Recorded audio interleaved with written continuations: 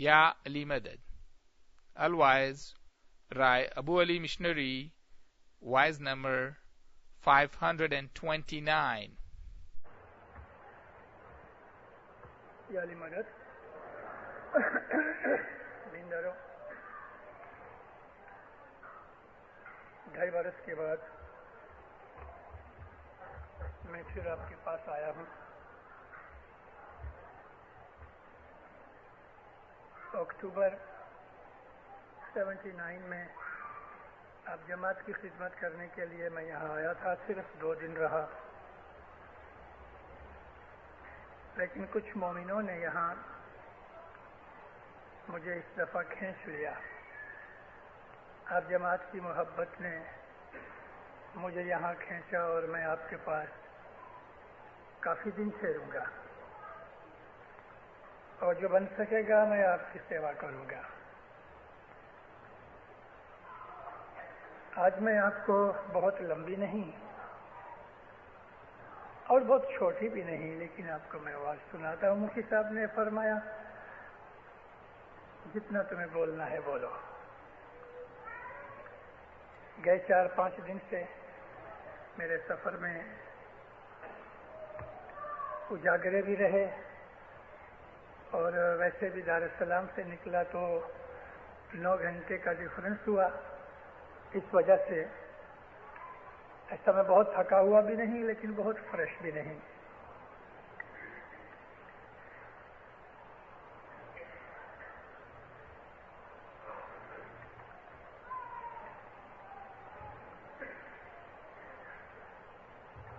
اعوذ باللہ من الشیطان الرجیم.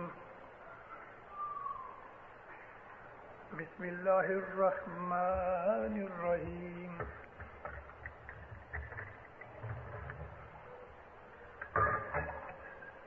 وما خلقت الجن والانس الا ليعبدون.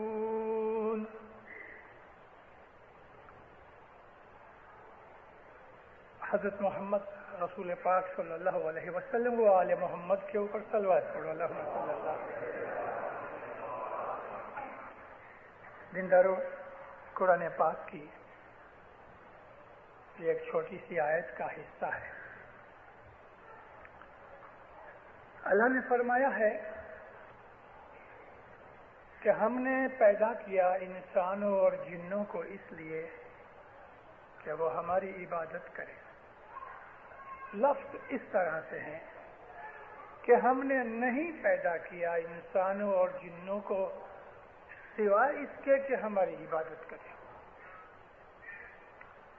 مطلب یہ کہ ہماری زندگی کا مقصد یہی ہے کہ ہم خدا کی عبادت کریں.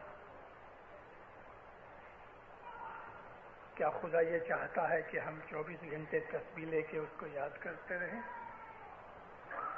اس کا نام عبادت نہیں. یعنی مطلب کہ یہی ایک طریقہ عبادت کا نہیں، اسی کو ہی عبادت سمجھ لینا کافی نہیں. عبادت کا مطلب کیا ہے؟ عبودیت یعنی غلامی، اور عبودیت میں سے لفظ نکلا عبد. عبد کہتے ہیں غلام کو. غلام کا وہ مطلب ہے کہ کوئی بھی شخص پرانے زمانے کے اندر کسی غلام کو خرید کر لیتا تھا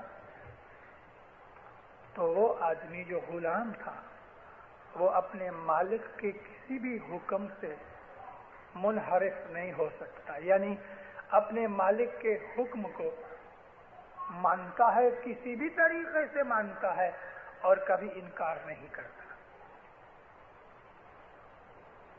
آج کل وہ غلام نہیں ہے. 100 برس سے زیادہ امریکہ کے پریزیڈنٹ لنکن نے دنیا کے تمام دوسری گورنمنٹوں کے ساتھ مل کے غلامی کو دنیا میں سے ختم کروایا. مگر غلام کا مطلب میں نے آپ کو سمجھایا ہے. مالک کے ہر حکم کو ماننا، اس کا نام ہے غلامی. وہ حکم اسے پسند ہوئے یا نہ ہوئے. اور غلام کی پسند ہوتی ہی نہیں. امام سلطان محمد شاہ صلوات اللہ علیہ فرمایا ہے کہ جو غلام ہے وہ اپنے آقا کی دی ہوئی چیز خوشی سے قبول کرتا ہے. آقا جو کھانا دیتا ہے وہ کھا لیتا ہے، جو کپڑے دیتا ہے وہ پہن لیتا ہے، جو حکم کرتا ہے وہ بجا لاتا ہے. اور اس چیز کا نام ہے اسلام. اسلام کا جو لفظ نکلا اس کا مطلب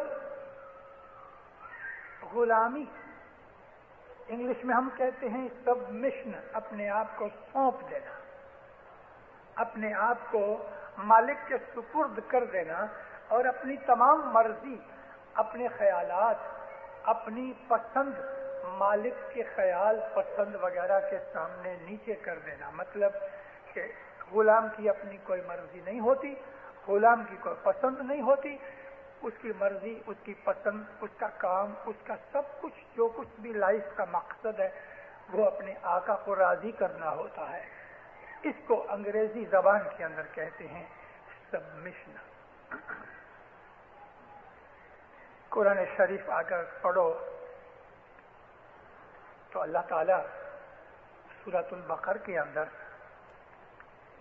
فرشتوں کو ایک دن بٹھا کے کہتا ہے، اے فرشتوں، میرا ارادہ ہے کہ میں دنیا کے اندر اپنا ایک خلیفہ بناؤں. ابھی تک خلیفہ بنایا نہیں، لیکن اپنا ارادہ ظاہر کیا کہ میرا ارادہ ہے کہ میں اپنا ایک خلیفہ بناؤں. فرشتوں نے عرض کی، باری تعالیٰ، کیا ہم تیری بات نہیں مانتے؟ کیونکہ جو فرشتے ہیں وہ سچے مسلم ہیں. فرشتے کبھی بھی خدا تعالیٰ کی نافرمانی نہیں کرتے، ہر حکم بجا لاتے ہیں. فرشتوں نے اعتراض نہیں کیا، ان کو ایسا ڈر پیدا ہوا کہ شاید ہم اللہ کی تابعداری نہیں کرتے، اس لیے یہ کوئی اور کو بنانا چاہتا ہے. اے اللہ، کیا ہم تیرا حکم نہیں مانتے؟ فرمایا یہ بات نہیں ہے، یہ بات نہیں ہے. جو میں جانتا ہوں وہ تم نہیں جانتے.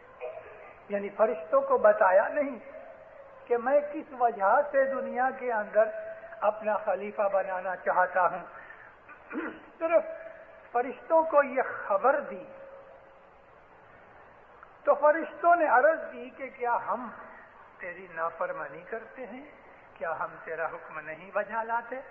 فرمایا نہیں، یہ بات نہیں، اور بات ہے جو میں جانتا ہوں تم نہیں جانتے. بھلا اس ذکر کرنے سے خدا کا مقصد کیا تھا؟ خدا کا مقصد اب ظاہر ہوتا ہے. اللہ نے آدم کو بنایا اور فرشتوں کو کہا تم سجدہ کرو، مگر یہ سجدہ کرنے سے پہلے اللہ تعالیٰ نے ایک ڈرامہ بنایا. ڈرامہ یہ بنایا کہ اللہ تعالیٰ نے تمام فرشتوں کو اکٹھا کیا اور آدم کو ان کے درمیان رکھا اور فرشتوں کو پوچھا، اچھا بتاؤ یہ کیا ہے؟ ایسا کسی چیز کی طرف اللہ نے اشارہ کیا. مثال لے لو، سورج. اللہ نے پوچھا ہوگا یہ میری اس کے اندر سمجھداری کی بات ہے. اللہ نے خود نے بیان نہیں کیا کہ کس کس انگلی کی طرف اس نے اشارہ کیا. اللہ نے جو پوچھا کہ بھلا بتاؤ اس کا نام کیا ہے، تو شاید ہو سکتا ہے سورج ہوئے، چاند ہوئے، ستارے ہوئے. تو جہاں جہاں اللہ نے اشارے کیے کہ اس کا نام بتاؤ یہ کیا ہے، فرشتوں نے کہا ہمیں پتا نہیں، تو بہتر جانتا ہے. جب فرشتوں کا امتحان ہو گیا، جب یہ ظاہر ہو گیا کہ فرشتے کچھ نہیں جانتے، تو اللہ تعالیٰ نے آدم کو پوچھا اب تو بتا، تو آدم نے فر سب کچھ بتا دیا. دیکھا، میں تم کو نہ کہتا تھا کہ میں اپنا ایک خلیفہ بنانا چاہتا ہوں، میں اپنا ایک وائسرو بنانا چاہتا ہوں دنیا کے اندر. انہوں نے سر جھکا دیے, آمین. اچھا اب تم سجدہ کرو اس کو. ان سب نے سجدہ کیا.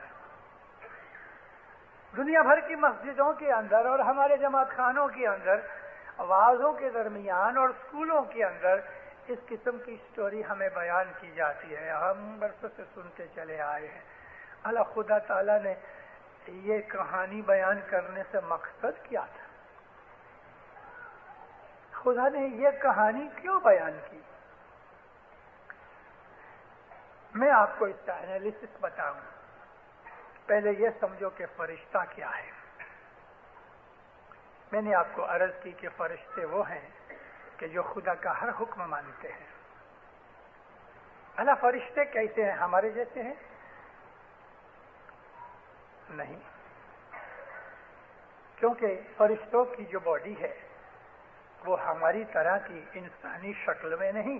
حالانکہ فرشتوں کو یہ اختیار ہے کہ وہ جب چاہیں انسان کی شکل لے سکتے ہیں, لیکن ہر قسم کے فرشتے نہیں. عربی زبان کے اندر فرشتے کا نام ہے ملک, اور اس کا جو پلورل ہے, یعنی اس کی جو جمع کا صیغہ ہے, اس میں کہتے ہیں ملائکہ, یعنی فرشتے, اینجلز. اللہ تعالیٰ نے بہت سی جگہ فرشتوں کو مدبرات الامر کہا ہے. مدبرات الامر کا مطلب ہے حکم کو بجا لانے والے. حکم کو بجا لانے والے جو نیچر کی فورسز ہیں, جیسے کہ ہوا, پانی, روشنی, آگ, یہ بھی فرشتے ہیں. فورسز آف نیچر کو بھی فرشتے کہا گیا. فرشتے خدا تعالیٰ کے امر کو بجا لاتے ہیں. فرشتے دو قسم کے ہیں. ایک ملائکۃ المقربین ہیں, ایک وہ فرشتے ہیں کہ جو اللہ کے حضور میں آتے جاتے ہیں. بعض فرشتے ہمیشہ خدا کے حضور میں ہی رہتے ہیں. بعض فرشتے ایسے ہیں کہ جنہوں نے خدا تعالیٰ کا عرش, عرش کہتے ہیں کرسی جس کے اوپر رکھی ہوئے پلیٹ فارم, یہ تخت ہے, اس کے اوپر کرسی ہو تو اس کو عرش کہیں گے. اردو زبان کے اندر اور فارسی کے اندر, عربی کے اندر یہ پلیٹ فارم کو عرشہ بھی کہتے ہیں. اس کے اوپر اللہ کی کرسی پڑی ہے اور اس کے اوپر اللہ بیٹھا ہوا ہے. یہ امیجنیشن ہے, خدا کا کوئی جسم نہیں ہے. لیکن اللہ نے بیان کیا ہے, اس کے اندر بڑی بڑی معرفت کی چیزیں ہیں. اللہ فرمایا کہ 8 فرشتوں نے میرا تخت اٹھا رکھا ہے. ہر وقت 8 فرشتے خدا کے تخت کو اٹھائے ہوئے ہیں. یہ چیز بیت الخیال کی ہے, میں یہاں بیان نہیں کروں گا. کبھی یاد آ گیا تو کسی واعظ میں آپ کو اس کا خلاصہ کروں گا. مگر میں آپ کو یہ بتانا چاہتا ہوں فرشتے کیا ہیں. فرشتے خدا تعالیٰ کے حکم بجا لانے والی طاقتوں کا نام ہے. جیسے خود خدا تعالیٰ بھی طاقت ہے, خدا نور ہے, خدا کا کوئی بدن نہیں, اس کا کوئی جسم نہیں. وہ کیسا ہے اس کا انسان ظاہر میں سمجھ نہیں سکتا. تو فرشتے خدا کے حکم کو بجا لانے والی کوئی ایک اینٹیٹی ہے, ایک انفرادی چیز ہے. ان کا بدن ضرور ہے, کیونکہ خدا نے یہ بھی کہا ہے کہ جنت کے اندر بعض فرشتوں کے 3 پر ہیں, ونگز جن کو انگلش میں کہتے ہیں. کسی کے 4 پر ہیں, کسی کے 2 پر ہیں. مطلب کہ ان کے یہ پر उनके विंग्स एरोप्लेन की तरह उनको उड़ाते हैं, या परिंदों पंछियों की तरह वो उड़ते हैं, लेकिन दो पंख, दो विंग्स तो हो सकते हैं। तो अल्लाह ने कहा दो भी हैं, तीन भी हैं, चार भी हैं। तो ये जो तीन पंख वाले हैं, उसके समझने के लिए आप ऐसे एरोप्लेन देख लो कि जिसके दो इंजन साइड में होते हैं और एक पीछे होता है, टेल के ऊपर होता है ना। तो ये उड़ने वाली जो पंख हैं, हो सकता है ये इंजनों में, इंजन पेट्रोल से चलने वाले नहीं, खुदा ताला की कुव्वत से चलने वाले। तो फरिश्तों को खुदा ताला ने बहुत से तरीके से डिफाइन किया है। एक वो फरिश्ते हैं कि जैसे जिब्रील रसूलुल्लाह के हुजूर में आया जाया करते थे। वो फरिश्ता भी है कि जो दुनिया के अंदर डिस्ट्रॉय करने के लिए मुकर्रर है, हर चीज का ध्यान रखता है और हर चीज की उम्र है। हर चीज को खुदा ताला एक मुकर्रर मियाद देता है, पत्थर को भी, जानवरों को भी, इंसानों को भी, जमीन को भी, सितारों को भी, सूरज को भी। खुदा की तमाम क्रिएशन जितनी है उसके अंदर हर चीज की एक मियाद है, एक मुद्दत मुकर्रर की हुई है, और उसको देखने के लिए, उसकी सुपरवाइजिंग के लिए अल्लाह ताला ने हजरत इस्राइल को मुकर्रर किया हुआ है। सूरज की भी एक मुद्दत है, चांद की भी एक मुद्दत है। एक दिन सूरज खत्म हो जाएगा, एक दिन चांद भी खत्म हो जाएगा, एक दिन जमीन भी खत्म हो जाएगी, एक दिन हर इंसान खत्म होता है, जानवर मर जाते हैं, पहाड़ भी मरते हैं, पहाड़ जन्म भी लेते हैं, पहाड़ मरते भी हैं, दरख्त पैदा भी होते हैं, मर भी जाते हैं। हर चीज जो अल्लाह ताला ने पैदा की है वो एक दिन फना होगी। उसके ऊपर अल्लाह ने इस्राइल को मुकर्रर किया है। और आवाज, हवा, मैसेज, वेव्स, ट्रांसपोर्टेशन के जो अल्लाह ताला की तमाम खलकत के अंदर ट्रांसपोर्टेशन है, या एक दूसरी जगह से तीसरी जगह के ऊपर कोई चीज या पैगाम पहुंचाना वगैरह है, वही नहीं मगर कनेक्शन। इसके ऊपर हजरत मेकाईल को, हजरत इसराफील को खुदा ताला ने मुकर्रर फरमाया है। और हजरत मेकाईल जो हैं वो पानी के सुपरवाइजर हैं।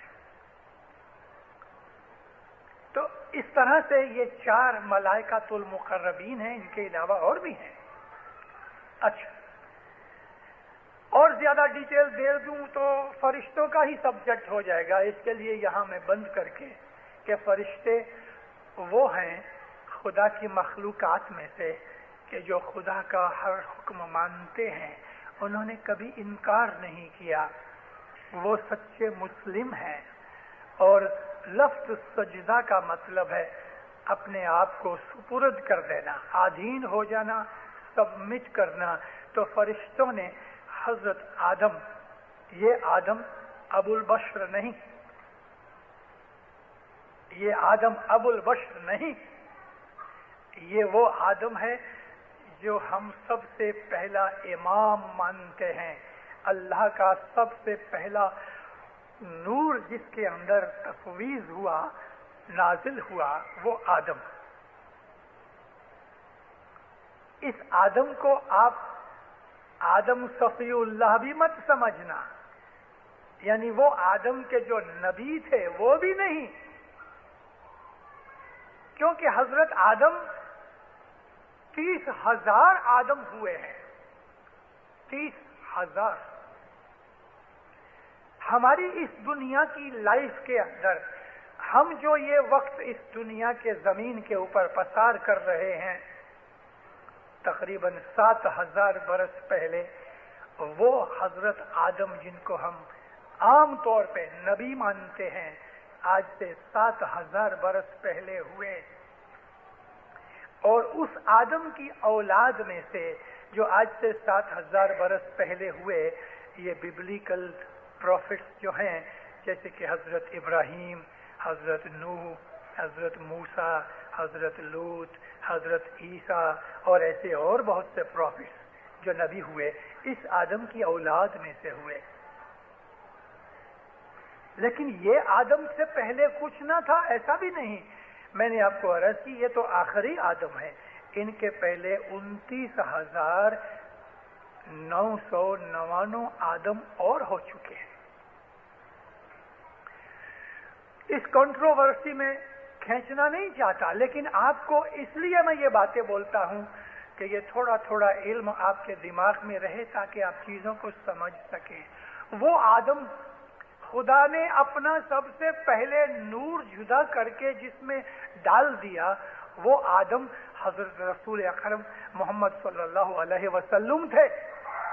رسول اللہ نے فرمایا خدا نے سب سے پہلے میرے نور کو اپنے نور میں سے جدا کیا، وہ یہ آدم تھے، نبی محمد تھے۔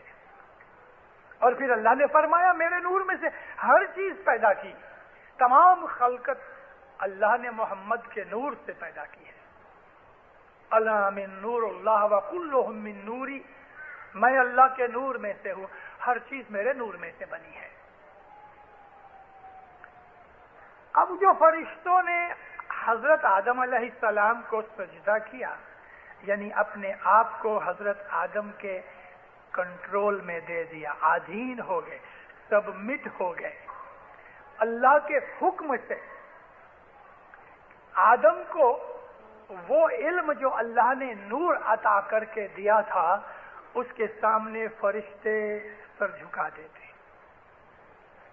اسی نور کو ہم نور امامت کہتے ہیں، اسی نور کو نور محمدی کہتے ہیں۔ یہ نور ہی اللہ کا نور ہے، اور اللہ بذات خود نور ہی نور ہے۔ فرشتوں کو حکم دیا کہ تم اس کی تابعداری کرو، تو اللہ فرمایا ہم نے پیدا نہیں کیا جنوں اور انسانوں کو سوا اس کے کہ وہ ہماری عبادت کریں۔ جنوں اور انسانوں کا نام لے کے کیا باقی چیزیں اللہ نے چھوڑ دی؟ نہیں، کیونکہ خدا تعالیٰ کے تمام مخلوقات میں سے صرف انسان اور جنات دو مخلوقات ایسی ہیں کہ جو اپنی مرضی سے چلتی ہیں۔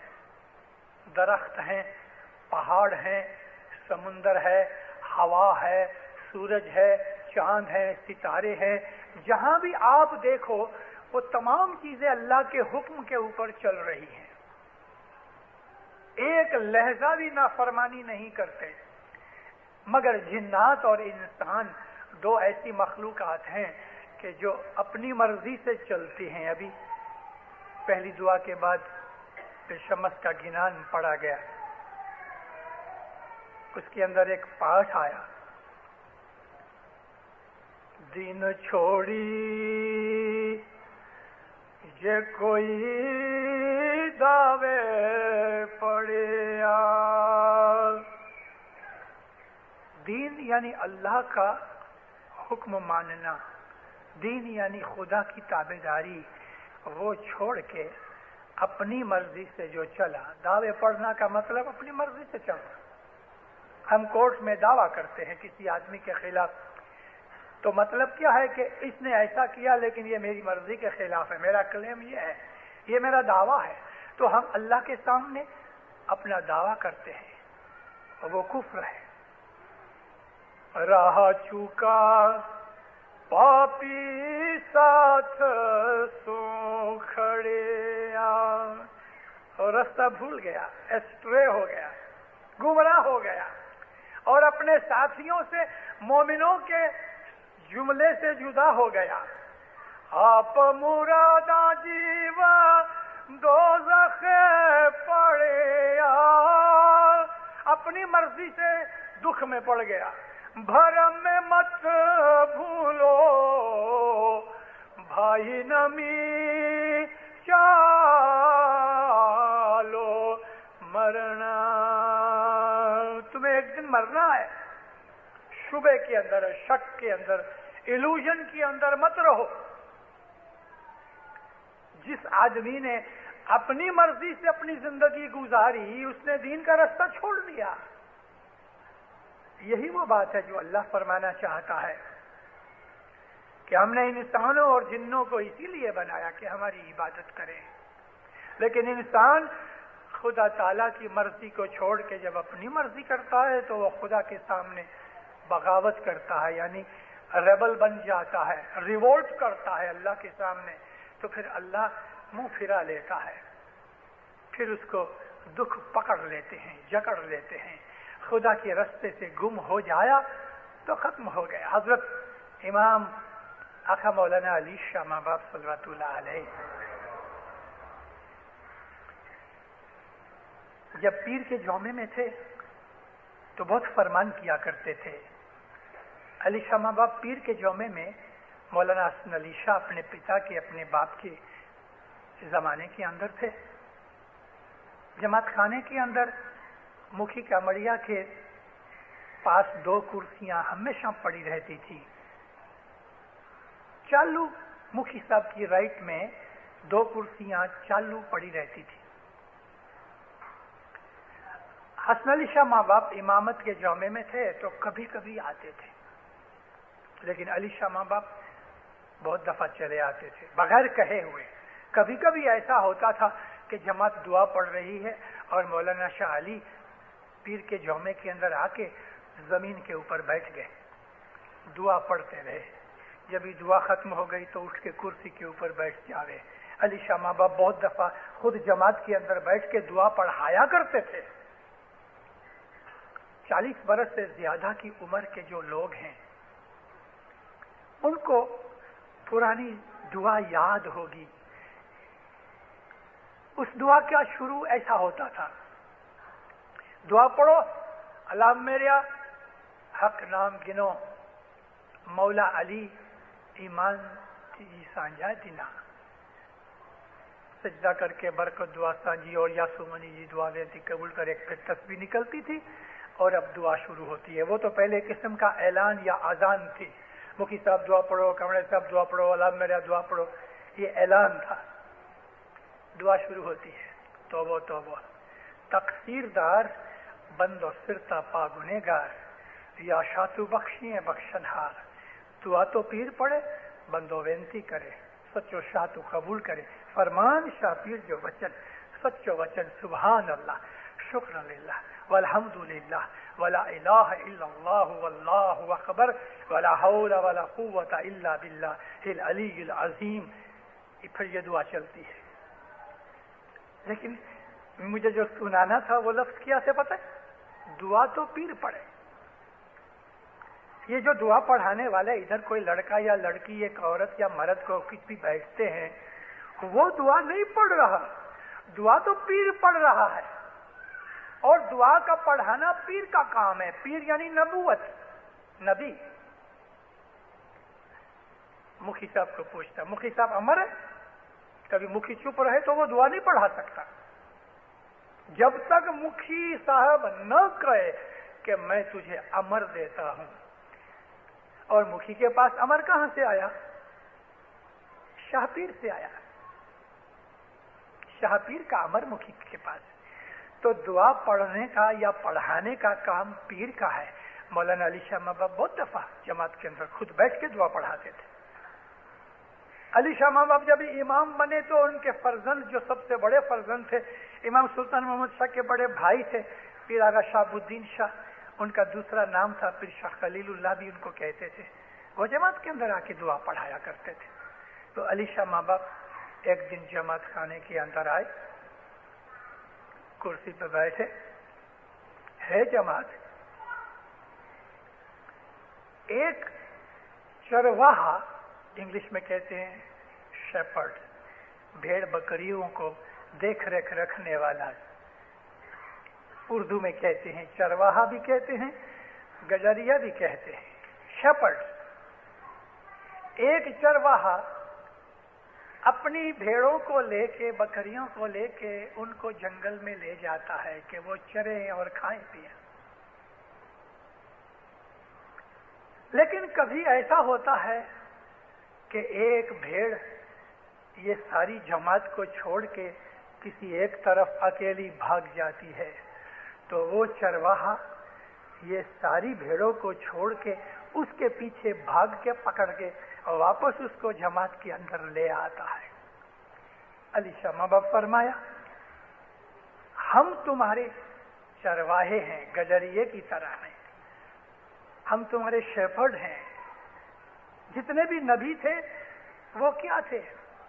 لوگوں کے شیپرڈ تھے۔ بائبل کے اندر عیسیٰ نبی نے اپنے آپ کو یہی ظاہر کیا ہے نا، اور پھر یہاں تک ظاہر کر دیا کہ میں بھی خدا کا لیمب ہوں، لیلا ہوں۔ وہ بکری کے بچے کو لیلا کہتے ہیں، کڈ کہتے ہیں انگلش میں۔ اپنے آپ کو بھی اس طرح ظاہر کیا۔ مولانا علی شاہ فرمایا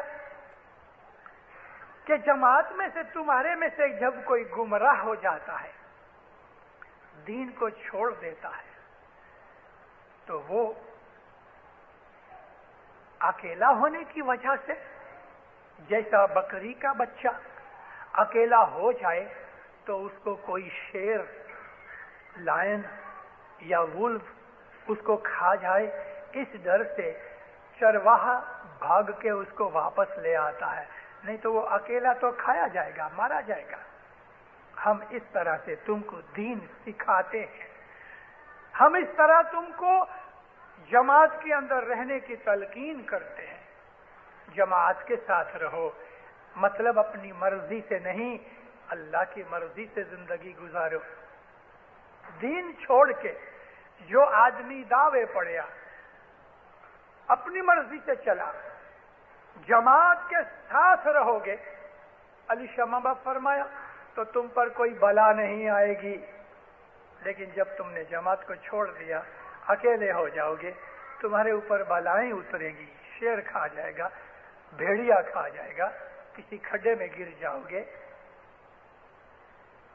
تو دین جو ہے وہ جماعت کے ساتھ ہے۔ رسول اللہ کی ایک حدیث ہے، ان اللہ مع الجماعت، اللہ جو ہے تحقیق وہ جماعت کے ساتھ ہے۔ تو ہماری زندگی کا جو مقصد ہے خدا کی عبادت ہے۔ میں نے آپ کو شروعات میں عرض کی کہ یہ مطلب نہیں کہ 24 گھنٹے تسبیح لے کے بیٹھو اور اللہ کو یاد کرتے رہو، یعنی اسی کا نام عبادت نہیں۔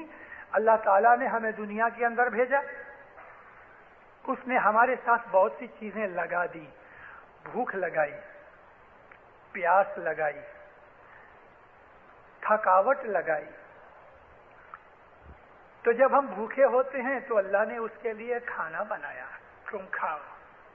کیسا کریم ہے اللہ کہ ہم پیدا ہونے سے پہلے 3-4 مہینے، بچہ پیدا ہونے سے 3-4 مہینے ماں کے دودھ اترتا ہے۔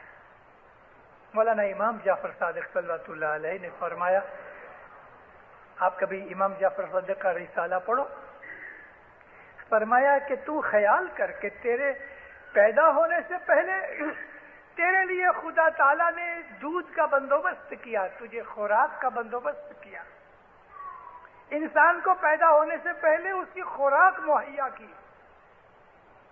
پیر صدر دین ایک گیران کے اندر فرماتے ہیں، سوال کر کے ہم کو جگاتے ہیں، اے جی کہو رے جیو، کہو یعنی پوچھتے ہیں، تمہیں کس کارن آیا جی،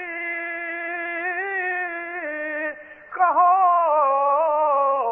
رے جیو تمہیں کس کارن آیا جی،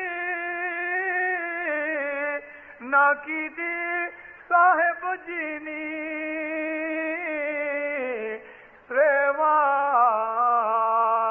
جی۔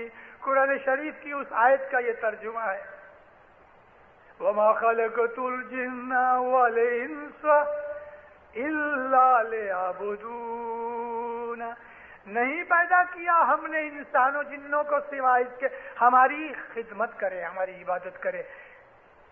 کہو جیو تمہیں کس کارن آیا، نہ کی دی صاحب نہیں سریوا، یعنی تم دنیا کے اندر کس لیے آئے ہو، تم نے اس کی عبادت نہ کی۔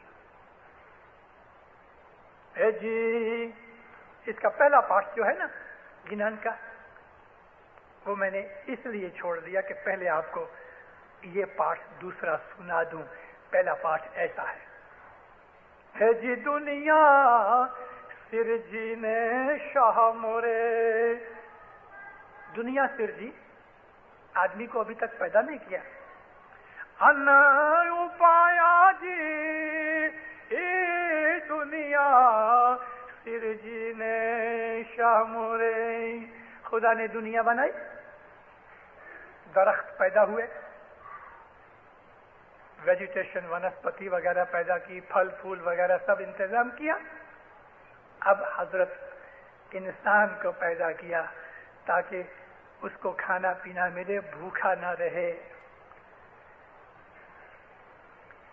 اے دنیا سرجی نے شاہ مورے ان یا جی پون پانی پیدا کی دھار جی. قرآن شریف بھرا پڑا ہے جگہ جگہ جگہ جگہ. اللہ تعالیٰ کہتا ہے بھلا تم دیکھو تو صحیح تمہارے لیے ہم نے کیا کیا بنایا ہے. سب کچھ ہمارے لیے بنایا. سورج چاند ہمارے لیے بنائے گئے, ہوا پانی ہمارے لیے بنائی گئی, پانی وغیرہ, پتھر, جھاڑ, درخت, جانور, یہ سب کچھ انسان کے لیے بنایا گیا اور انسان کو تمام مخلوقات کے اوپر رکھا.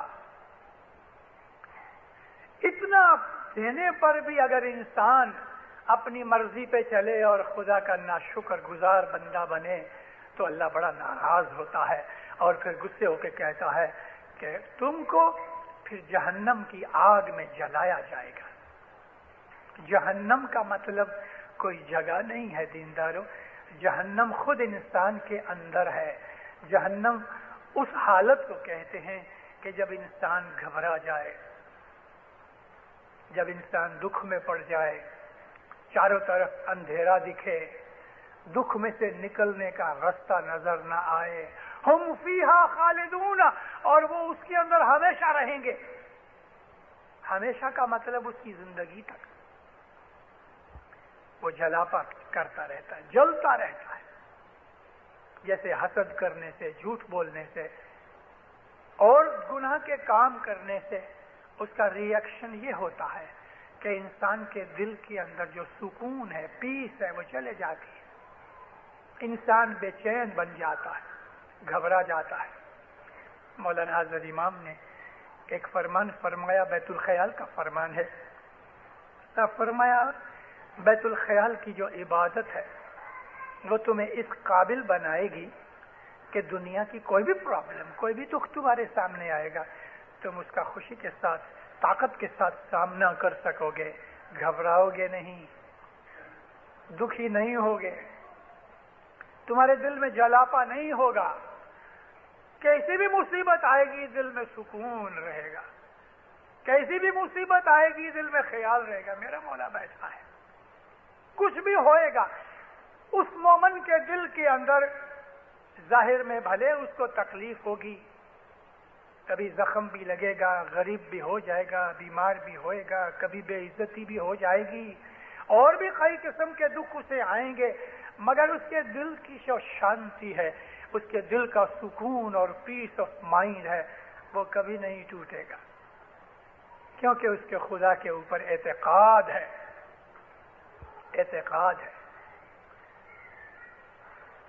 سجدہ وجہی الیک وتوکلت علیک منک قوتی وانت عصمتی یا رب العالمین. اے تمام جہانوں کو پرورش کرنے والے, میں تیرے سامنے اپنے آپ کو سپرد کر دیتا ہوں. سجدہ یہ نہیں ہے کہ سر کو اونچا نیچا کر لیا. سجدے کا مطلب ہے خود کو سپرد کر دینا, سونپ دینا مولا کو. سجدے کا یہی مقصد ہے, اپنے آپ کو سپرد کر دو. آشا جی تمہیں چھو ماتا تمہیں چھو پیتا ان تمہیں چھو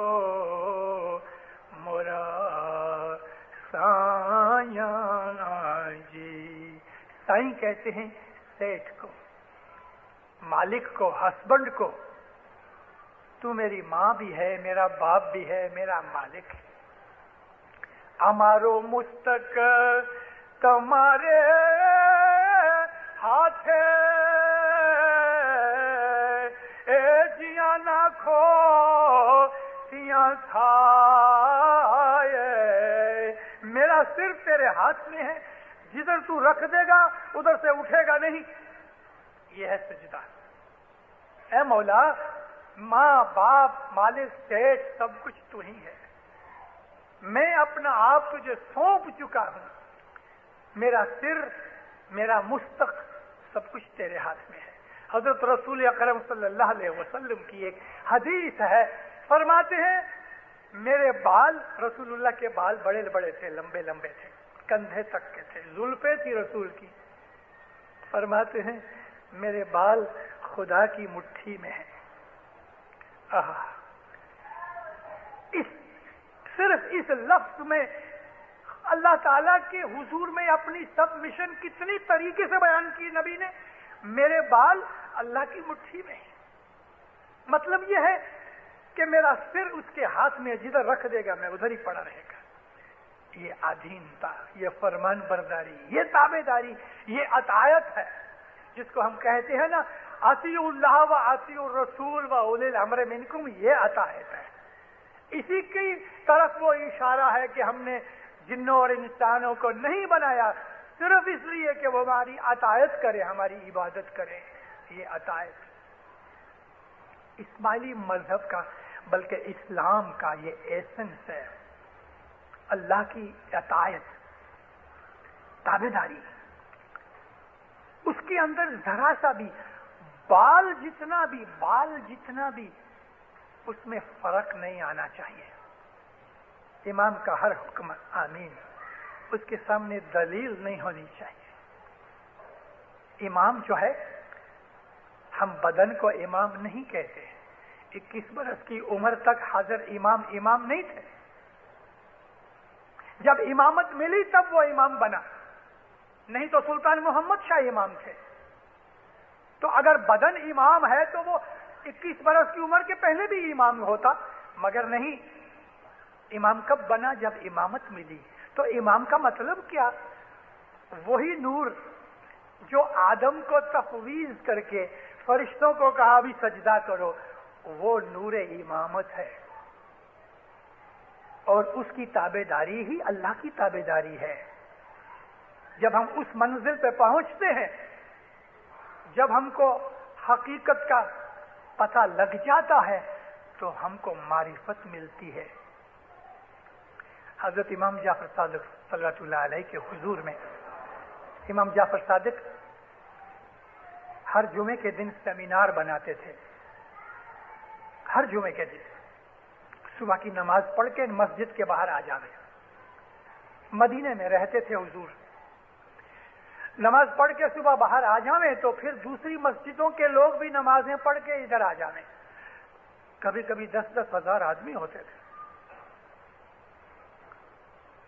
तो हजरत इमाम जाफर सादिक एक दिन शरीयत, तरीक़त, हकीकत और मारिफत का बयान कर रहे थे। आपने बड़े खुलासे के साथ ये चारों दर्जात का बयान किया, फिर भी लोग समझे नहीं। इल्म की बातें गहरी होती हैं। इल्म की बातें हर आदमी की समझ में आसानी से नहीं आ सकती। तो जो आलिम होते हैं वो जब देखते हैं कि नहीं समझा तो किसी दलील को रख के उसे समझाते हैं। एक आदमी खड़ा हुआ कहता है, या मौला, आपका इतना बड़ा लंबा चौड़ा लेक्चर मेरी समझ में नहीं आया। हुजूर ने फरमाया, देखो एक गुलाब का पौधा है, रोज प्लांट की तरफ इशारा किया। हुजूर ने फरमाया उसके जो मूड हैं, रूट, वो ईमान है।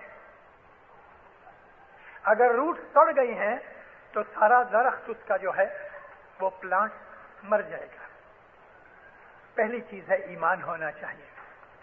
जिस तरह रूट زمین کے اندر چھپی ہوتی ہیں، ایسا ایمان دل کے اندر چھپا ہوتا ہے، ایمان دکھتا نہیں، لیکن اس روٹس کی جو فروٹ ہے وہ باہر دکھتا ہے۔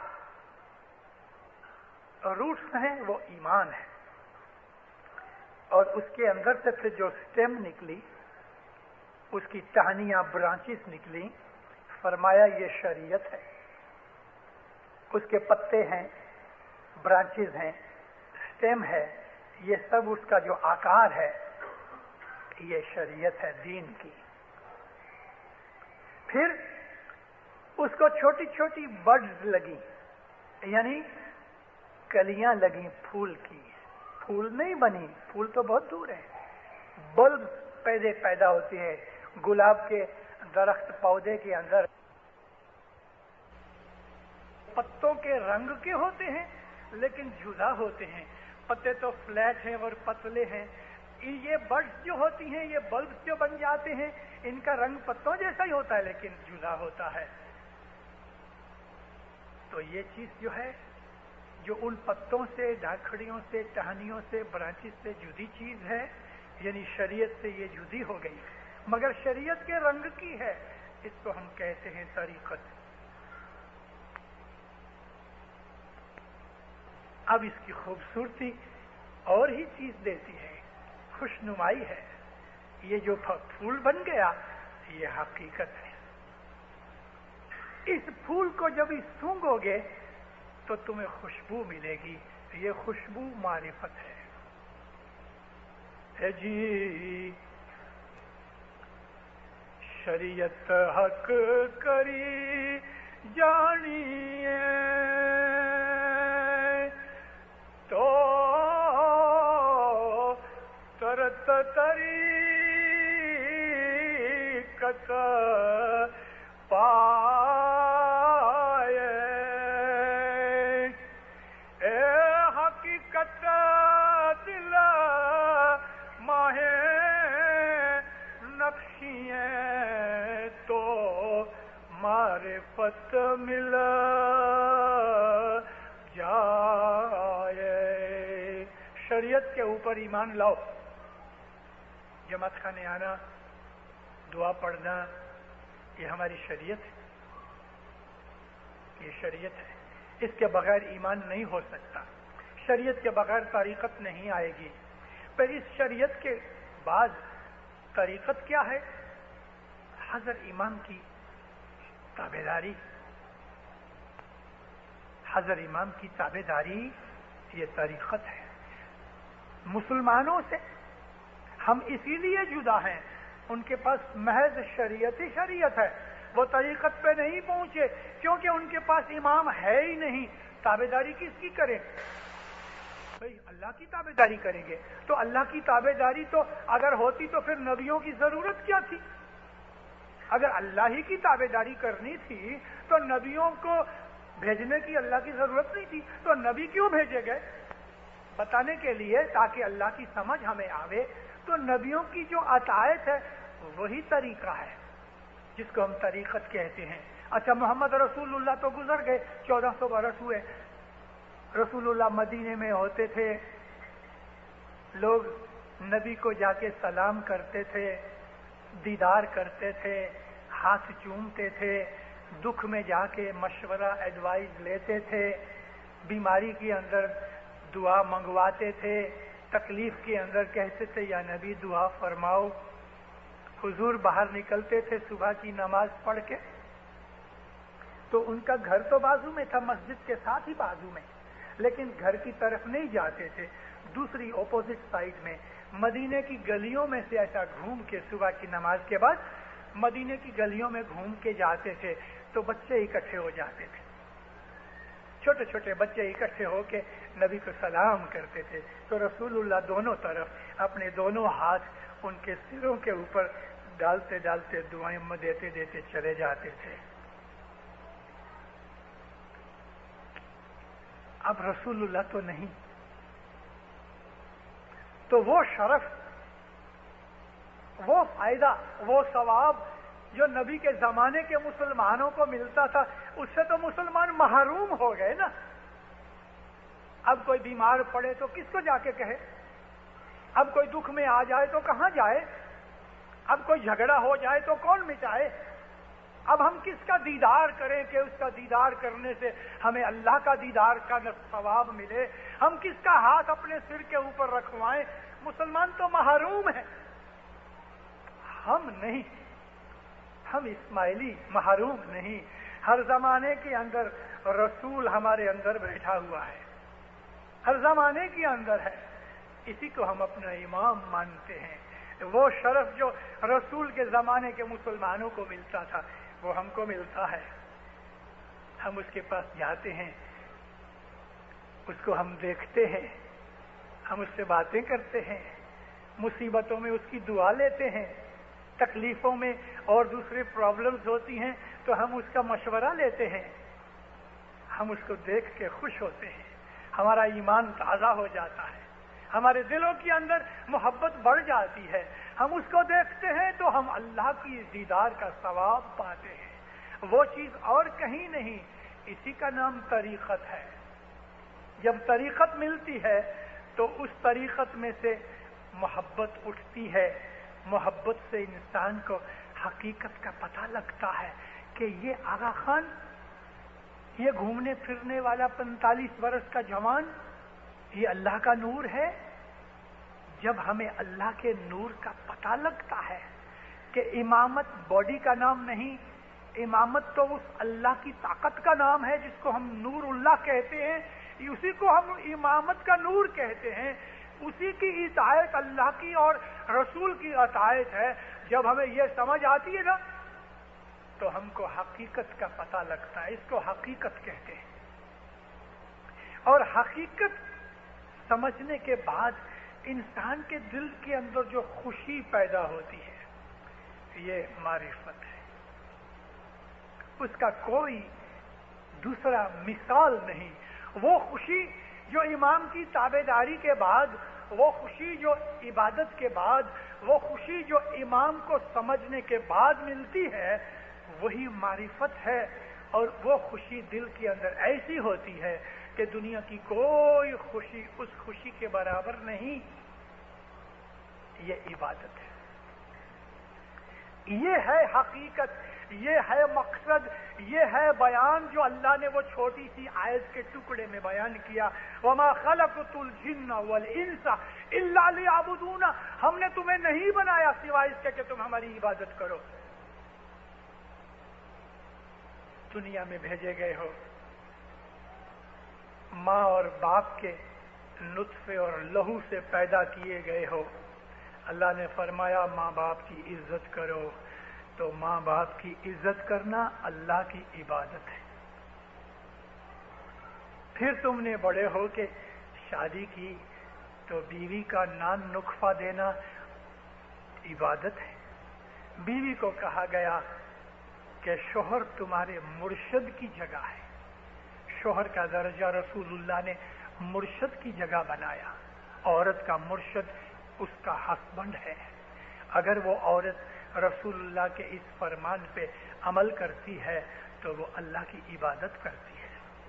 تمہارے بھائی بہن ہیں، ان سے محبت کرنا اللہ اور رسول نے فرمایا ہے، تو جو تم اپنے بھائی بہن سے محبت کرتے ہو تو عبادت کرتے ہو۔ پھر تمہیں بھوک لگی ہے تو تم کھانا کھاتے ہو، عبادت کرتے ہو۔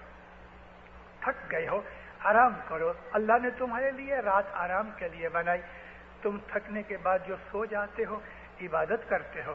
اگر نہیں سو گے تمہاری تندرستی بگڑ جائے گی، تو جو مشین خدا نے بنا رکھی ہے وہ بگڑ جائے گی، تو تم نے خدا تعالیٰ کی بنائی ہوئی مشین کو بگاڑ دیا، تم نے گناہ کیا۔ یہ جو بدن ہے یہ اللہ کی بخشش ہے، اور اللہ نے اس کے لیے بعض قانون بنائے ہیں جو ہمیں مذہب نے بتائے ہیں۔ ان قانون کے اوپر نہیں چلو گے تو یہ مشین بگڑ جائے گی، بیماری ہوئے گی۔ تو بیماری گناہ ہے، اس کی سزا مل گئی، تاپ آ جائے گا، درد ہوگا، گناہ کی سزا مل گئی۔ بدن کا خیال رکھنا، تندرستی کا خیال رکھنا، اچھی نیک عادتیں ڈال کے اپنی دماغی اور بدنی حالت کو درست رکھنا خدا کی عبادت ہے۔ روزی رزق اور فیملی کو پالنے کے لیے، پرورش کرنے کے لیے، اپنے آپ کو مینٹین کرنے کے لیے اگر کوئی آدمی نوکری کر کے یا بزنس کر کے حق حلال کے اچھے طریقے سے، دغا فریب اور جھوٹ اور چوری مکاری کر کے نہیں، لیکن نیک راستے سے جو آدمی اپنی روزی پیدا کرتا ہے، 5 گھنٹے، 8 گھنٹے، 10 گھنٹے، 12 گھنٹے، جتنے بھی اس نے روزی رزق پیدا کرنے کے لیے لگائے ہیں، وہ تمام گھنٹے اس کی خدا کی عبادت میں نکلے ہیں۔ عبادت تو جگہ جگہ عبادت ہے۔ جو کمزور ہے اس کے اوپر رحم کرو، یہ عبادت ہے۔ جو تکلیف میں ہے اس کی مدد کرو، یہ عبادت ہے۔ جو ظالم ہے اس کا سامنا کرو، یہ عبادت ہے۔ جو تمہارا حق لے جائے اپنے حق کو بچانے کے لیے لڑو، یہ عبادت ہے۔ ارے اسلام تو ایک کمپلیٹ کوڈ آف کنڈکٹ ہے، اور اس میں خاص طور پہ اسماعیلی مذہب، کیونکہ اسماعیلی مذہب ہی اسلام ہے۔ وہ اسلام نہیں جو ملا بتاتا ہے نماز پڑھ لو اور گھر جا کے اپنے بیٹھ جاؤ، سمجھ لو میں تو ابھی مسلمان ہوں۔ ارے مسلمان کیا، تیرے کو تو مسلمانی کی ہوا بھی نہیں لگی۔ مولانا حضرت امام صلوات اللہ علیہ فرمایا، حضرت امام فرماتے ہیں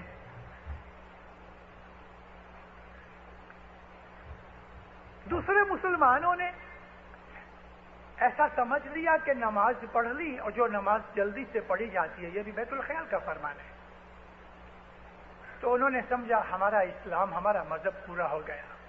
حضرت امام فرمایا ایسا نہیں ہے، ہم نے اس سے زیادہ کچھ اپنی روحانی ترقی کے لیے، آخرت کے بھتے کے لیے، ہم نے اس کو بیت الخیال کی عبادت کی طور پہ رکھ لیا۔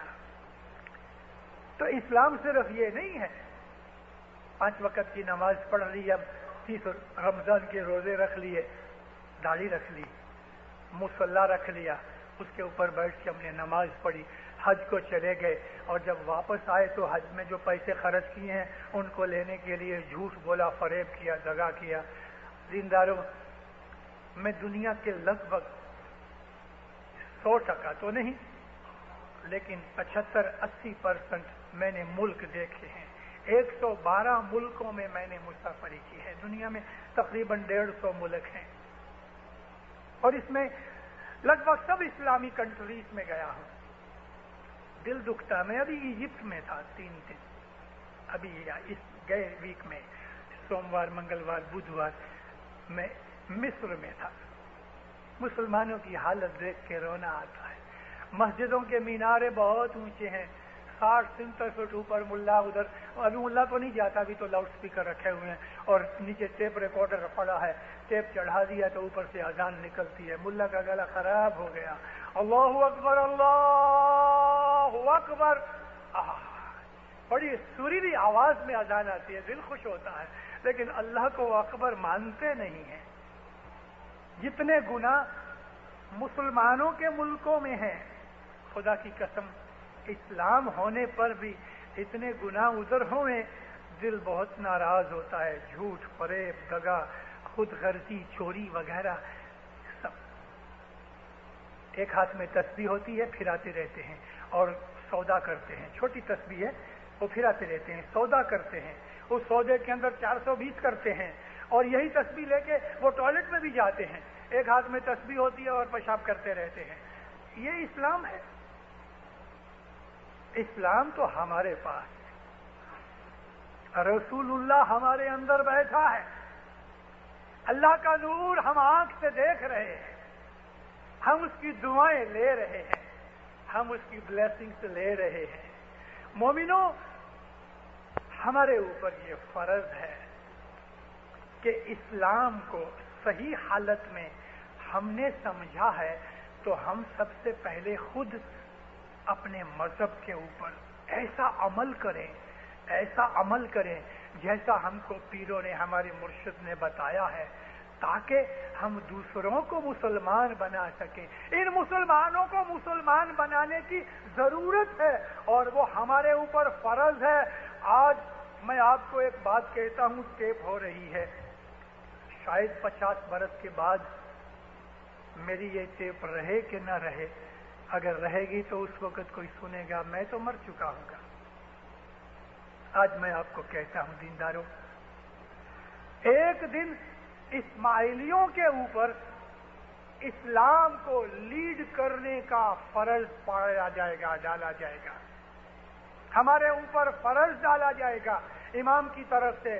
خود امام کو ساری دنیا کے مسلمانوں کی لیڈرشپ لینی پڑے گی، اس کا نام خلیفہ کہو یا کچھ بھی کہو۔ مسلمانوں کا ان کی لگام اور ان کی رہنمائی، ان کا کام حضرت امام کو اپنے ہاتھ میں لینا پڑے گا، اور اس وقت حضرت امام کی ظاہری خدمت مدد کے لیے ہمارے سوا اور کوئی نہیں ہوگا۔ ہم کو اس کے لیے تیار ہونا چاہیے، اور وہ تیاری یہ ہے کہ اپنے اس پاک اسماعیلی اسلام کے اوپر، اسماعیلی اسلام کے اوپر سچی ریت سے چلو، بہت عبادت کرو، اپنے اعمال اچھے رکھو، کیونکہ پاک اعمال کے بغیر باطن پاک نہیں ہوئے گا۔ اچھے اعمال، اچھے کیریکٹر کے بغیر اندر اندھیرا دور نہیں ہوئے گا۔ اندر کی روشنی تبھی ہوگی کہ جب ہمارے اعمال پاک صاف ہوئیں گے۔ اللہ کی عبادت کا مطلب ہی ہے، تسبیح ہاتھ میں لے لی اور دل میلا ہے تو یہ کوئی عبادت نہیں۔ سجدہ کیا ہے مگر وہ سجدہ تو سر کا کیا ہے، من تو کفر سے بھرا ہوا ہے، تو اس سجدے میں مقصد کیا ہے؟ اپنی زندگی کو بدلا جائے، سچی حقیقت سے ہم خدا تعالیٰ کو سمجھے اور اس کی اطاعت کرے، یہ عبادت ہے۔ دنیا کے اندر اپنے تمام فرائض پورے کرو، ماں کے، باپ کے، بیوی کے، بہن کے، شوہر کے، بھائی کے، بیٹوں کے، جماعت کے، ہمارے اوپر جتنے بھی فرض ڈالے گئے ہیں ان تمام فرضوں کو پورا کرنا۔ میں ادھر آیا تھوڑی دیر پہلے، مجھے ہمارے ایسوسی ایشن کے چیئرمین صاحب اوپر دکھانے کے لیے لے گئے۔ میں دیکھ کے خوش ہوا، بچوں نے سب یہ سارا جماعت کھانا اپنے ہاتھ سے بنایا ہے، مبارک، یہ عبادت ہے۔ جماعت کی خدمت مولا کی خدمت ہے، صرف جماعت خانے کی اینٹ پتھر کی خدمت نہیں، جماعت کے ہر اسماعیلی کی خدمت۔ ہمارا مذہب ہی یہی ہے۔ میں نے آپ کو کہا نا کہ کوئی تکلیف میں آ گیا ہے اس کی مدد کرو، کوئی بیمار ہے اس کا خیال کرو، دوا دارو کرو۔ ایک بدن کی طرح ہمیں ہونا چاہیے، ہمارے اندر محبت ہوئے بے حساب، اتفاق ہوئے بے حساب، ہم ایک دوسرے کے کام آویں، ہمارے اندر یونیٹی اور ہوگی، اچھے اعمال ہوں گے، ہمارا دل صاف پاک ہو جائے گا، اندر نور خود بخود پیدا ہوئے گا۔ یہ معرفت ہے، اس سے جو آپ کو خوشی ملے گی، اس سے جو آپ کو سکون ملے گا، وہ جو پیس آف مائنڈ ملے گی، دینداروں اس کی دنیا کے اندر کوئی مثال نہیں ہے۔ نعمتیں دن بدن دنیا میں بڑھتی جائیں گی۔ جماعت کی خدمت، جماعت کی حاضری، 3 وقت کی دعا، اپنی اچھی کمانی میں سے 10 اور ہر وقت سارے دن موٹر چلاتے چلاتے، پاؤں سے چلتے چلتے، گھر میں بیٹھے بیٹھے دل کے اندر مولا کو یاد کرتے رہو۔ بہت سے طریقے ہیں، صلوات پڑھتے رہو، یا علی علی کرتے رہو، اللہ اللہ کرتے رہو، یا وہاب کہو، یا کریم کہو، یا رحمان کہو، یا رب کہو، یا ودود کہو، یا مجید کہو، یا حمید کہو، یا حی کہو، کسی بھی نام سے اس کو یاد کرو، ہر وقت اس کو یاد کرو، اس کے ساتھ پلگ لگا رکھو کہ تمام انرجی کی سورس وہی ہے، پلگ چالو رہے تو انرجی آتی رہے گی، اس کی یاد میں سارا دن نکالو۔ جب یہ ایسا ہوگا نا تو بدیاں برائیاں خود بخود گھٹتی جائیں گی، گمراہی دور ہوتی جائے گی، اور اس کی رضا، اس کی خوشی بڑھتی جائے گی۔ یہ چیز جب بڑھتی جائے گی تو زندگی کے اندر ہمارا درجہ فرشتوں کے جیسا ہے۔ یہی وہ چیز ہے جو اللہ ہم سے چاہتا ہے، اور اسی مقصد کے لیے اس نے دنیا کے اندر نبی بھیجے اور امام بھیجے۔ یہ ہمارے دین کا ایسنس ہے جو آج میں نے آپ کے سامنے رکھا۔ مولا آپ کو سکھی آباد کرے، ایمان کی سلامتی دے، حقیقتی سمجھ دے، دو جہان میں برکت دے، ہر آفت بلا دور کرے، ہر مشکل دفع کرے، دشمن سکریت میں پورا رکھے، عبادت بندگی کا شوق دے، مولا فرمان بردار مومن بنائے، جماعتوں اور کنبوں میں محبت و اتفاق دے، مولا ہمیشہ آپ کو اپنی پناہ چھتر چھایا میں رکھے، مولانا حضرت امام آپ پہ راضی ہوئے، مولا آپ کو اپنا ظاہر و باطن دیدار عنایت کرے۔ کھانا ودان